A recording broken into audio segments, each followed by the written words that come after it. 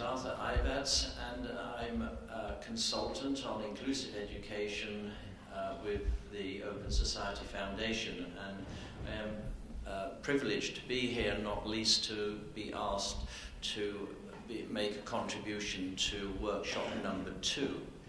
You will know that Adrian Marsh, who is the Early Childhood Programme Senior Officer based in London with the Open Society Foundation, was not able to be with us on account of illness, but the messages are that he is on the mend and getting a lot better, but he wanted us to express his apologies for not being here. And in his place, my colleague and friend Brian Foster, who is at the back here, who many of you will know, has willingly stood in for Adrian in coming to this event. So I'm sure I speak on his behalf as well to say we're both very pleased to be here and to be part of this important and watershed conference on inclusive education.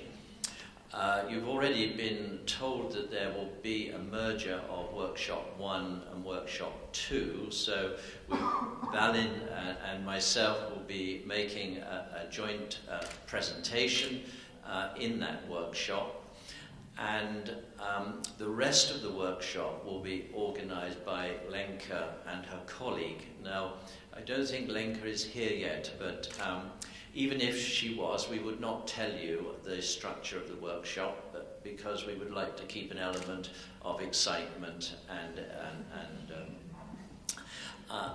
uninformed expectations about how it is going to go. But I'm sure it's going to be a very useful and purposeful time, which will take us with a coffee break up to about 5 o'clock.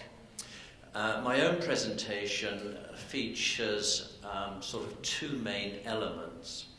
The first is focusing on the question, what is educational inclusion? Because I think there's a definitional problem, which the more times we explore it, the better it is in terms of understanding it, and also why it is important. And I see this aspect of the presentation as being the common ground. And I was thinking about this. I am unrepentant, really, and unwilling to apologize for going over territory which I know that most of you will be fully conversant with.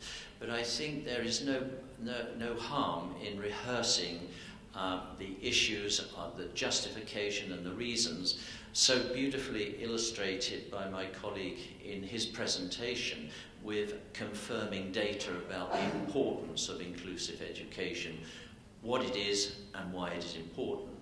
And the last aspect of my presentation is targeted on those colleagues who will be hopefully in the workshop from local education authorities, municipalities, who have got the very difficult task of working between central government decisions and school practice.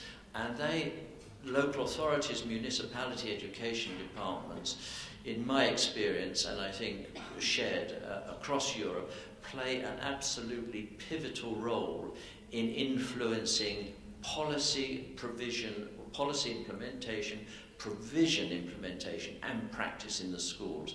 So the second part of my presentation will focus on trying to share with you the drop-down menu of what are the sort of criteria and the policy issues that should be going through the heads of local authority workers in the education departments.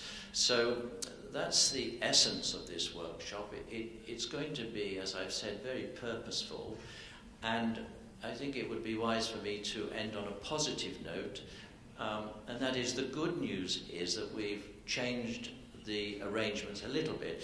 We were going to give you all an intelligence test when you came as to whether to select you for the workshop, because we knew that the intellectual demands were going to be excessive in this workshop.